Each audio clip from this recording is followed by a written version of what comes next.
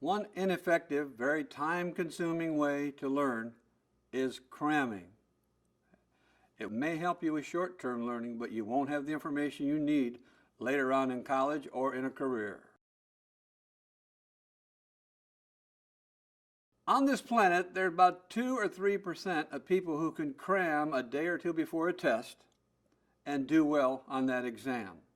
We have a term for people like that: abnormal. However, if you get in a situation where you have to cram, you can borrow someone's notes to see if your notes are complete and inaccurate. Ask a student that you trust what are the most important ideas in their opinion. It's better to ask somebody who gets good grades that question. And whatever information you have, self-test as often as you can before the test. Learn it well. Don't try to learn a lot of it at a very low level. Learn a short bit at a very high level of recall. If you must cram, borrow the notes from somebody, fill in your notes.